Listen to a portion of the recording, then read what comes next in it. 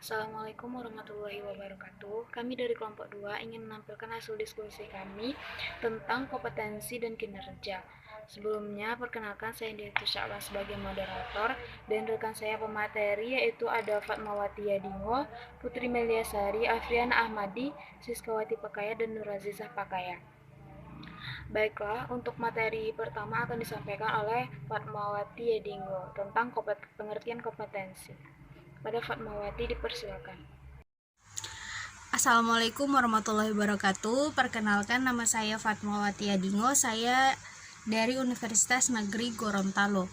Baik, di video kali ini saya akan mempresentasikan materi terkait dengan pengertian kompetensi. Jadi, pengertian kompetensi itu sendiri adalah suatu kemampuan atau kecakapan yang dimiliki oleh seseorang dalam melaksanakan suatu pekerjaan atau tugas di bidang tertentu sesuai dengan jabatan yang disandangnya. Tetapi ada pendapat lain mengatakan bahwa kompetensi ini adalah suatu keterampilan, pengetahuan, sikap dasar, dan nilai yang terdapat dalam diri seseorang yang tercermin dari kemampuan berpikir dan bertindak secara konsisten. Dengan kata lain, kompetensi tidak hanya tentang pengetahuan atau kemampuan seseorang, namun kemampuan melakukan yang diketahui sehingga menghasilkan manfaat. Jadi melihat kutipan tersebut, saya menarik kesimpulan bahwa setiap orang itu memiliki kompetensi pada dirinya masing-masing. Terus di sini ada menurut para ahli. Yang pertama menurut Jack Gordon tahun 1998, ada 6 aspek yang terkandung dalam konsep kompetensi, yaitu yang pertama pengetahuan, knowledge, yang kedua pemahaman, understanding, yang ketiga adalah kemampuan atau skill, yang keempat ada nilai, yang kelima ada sikap atau attitude, dan yang keenam adalah minat. Nah, secara etimologis, kata kompetensi ini diadaptasi dari bahasa Inggris, yaitu competence atau kompetensi, yang artinya kecakapan, kemampuan, dan wewenang. Sehingga pengertian kompetensi adalah gabungan antara pengetahuan, keterampilan, dan atribut kepribadian seseorang, sehingga bisa meningkatkan kinerja dan memberikan kontribusi bagi keberhasilan organisasinya. Di sini juga ada pengertian kompetensi menurut para ahli. Yang pertama ada Stephen Robin. Ya, menurut Stephen Robin tahun 2007, pengertian kompetensi adalah suatu kemampuan atau kapasitas seseorang untuk melakukan berbagai tugas dalam suatu pekerjaan, di mana kemampuan tersebut ditentukan oleh faktor intelektual dan fisik. Yang kedua ada Van Looy, Van der Donck, dan Gemmel. Menurut Van Looy, Van der Donck, dan Gemmel, pada tahun 1998, arti kompetensi adalah suatu karakteristik manusia yang berhubungan dengan efektivitas performa yang dapat dilihat dari perilaku atau cara berpikir dan gaya bertindaknya.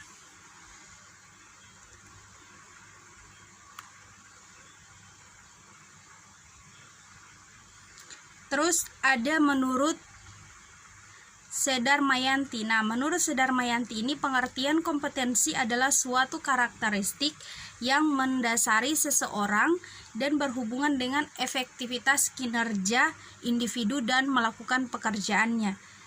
Dan yang keempat ada menurut Anwar Prabu Mangkunegara.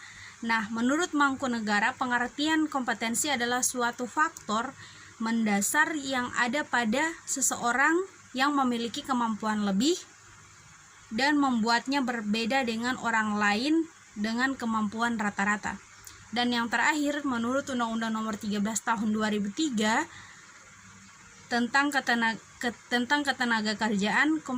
Kompetensi kerja ini adalah kemampuan kerja setiap individu yang mencakup aspek pengetahuan, keterampilan, dan sikap kerja yang sesuai dengan standar yang ditetapkan. Jadi, kompetensi ini adalah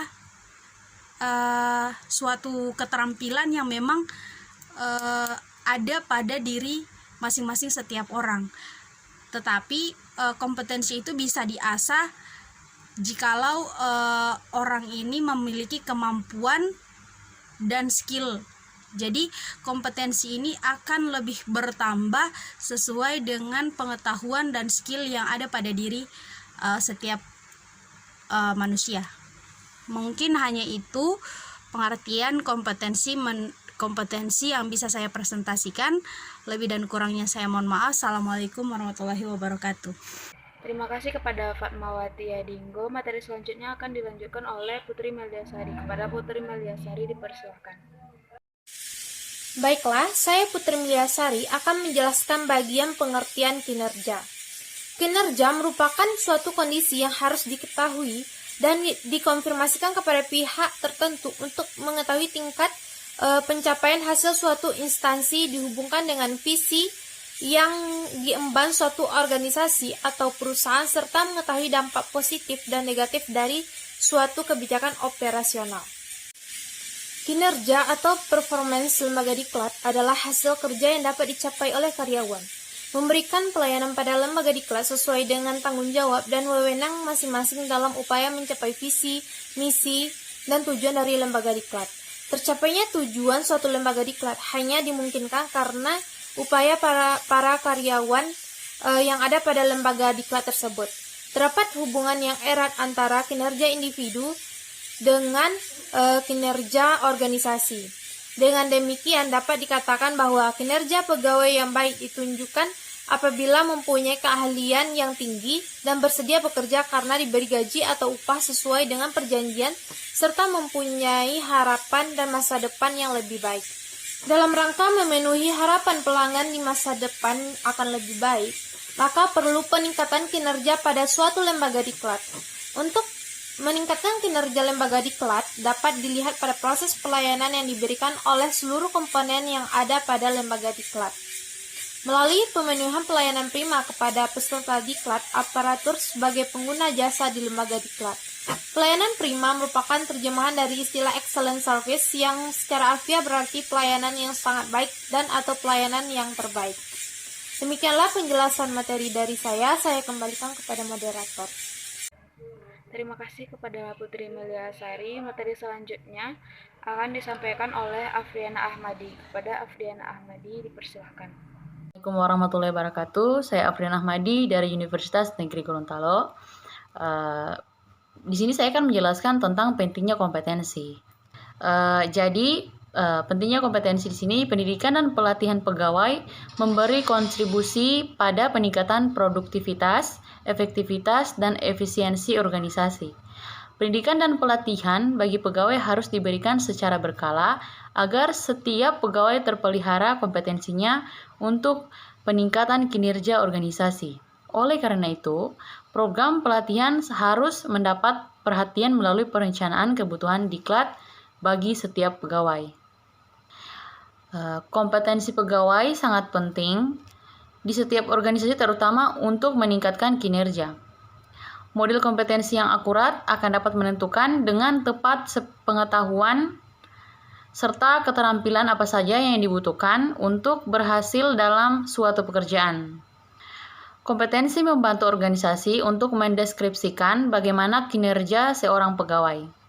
Hal ini tentu berkaitan dengan pengetahuan, keahlian, dan kemampuan kerja seorang pegawai atas bidang kerja tertentu. Kompetensi merepresentasikan dimensi kerja yang penting bagi diri seorang pegawai. Nah, dari kompetensi yang tampak inilah, suatu organisasi jadi lebih mengetahui bagaimana seorang pegawai bertanggung jawab, menyelesaikan masalah, dan mentransfer informasi kepada orang lain terkait tugas yang diinstruksikan oleh atasannya. Terima kasih. Itulah penjelasan dari saya. Wassalamualaikum warahmatullahi wabarakatuh. Terima kasih kepada Afriana Ahmadi. Materi selanjutnya akan disampaikan oleh Siskawati Pakaya. Kepada Siskawati Pakaya, dipersilakan. Baik, Assalamualaikum warahmatullahi wabarakatuh. Perkenalkan, nama saya Siskawati Pakaya. Di sini saya akan menjelaskan mengenai jenis-jenis kompetensi. Jenis-jenis kompetensi di sini ada dijelaskan oleh beberapa pendapat ahli. Yang pertama ada Dean Lilly-Spencer dan Matthew Lilly-Spencer. Di sini mereka menjelaskan seperti yang disebutkan dalam buku Surya Dharma tahun 2003. Menurut Dean Lilly-Spencer dan Matthew Lilly-Spencer, kompetensi dapat dibagi menjadi dua jenis. Yang pertama ada kompetensi dasar atau threshold competence, yaitu karakteristik utama yang harus dimiliki oleh seseorang agar dapat melakukan tugas-tugas dalam pekerjaannya, misalnya kemampuan membaca, menulis, dan lain-lain. Kemudian yang kedua ada kompetensi pembeda atau differentiating competence, yaitu berbagai faktor yang membedakan individu yang kinerjanya tinggi dengan individu yang kinerjanya rendah. Selanjutnya ada Charles Johnson.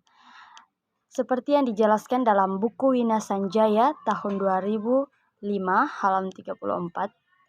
Menurut Charles Johnson, kompetensi dapat dibagi menjadi 3. Kalau di Dean Lilly-Spencer dan Matthew Lilly-Spencer itu 2, maka di Charles Johnson itu 3. Dan yang pertama ada personal competence, yaitu kemampuan individu dalam hal-hal yang berhubungan dengan perkembangan kepribadian seseorang.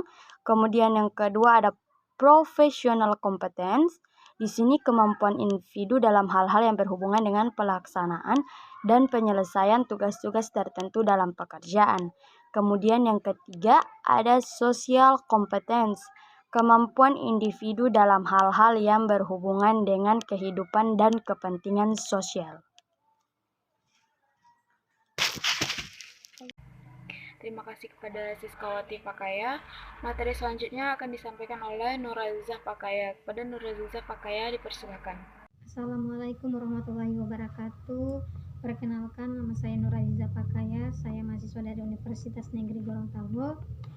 Baik, di sini saya akan melanjutkan materi dari Siskawati Pakaya, yakni terkait dengan jenis-jenis kompetensi dan manfaat kompetensi.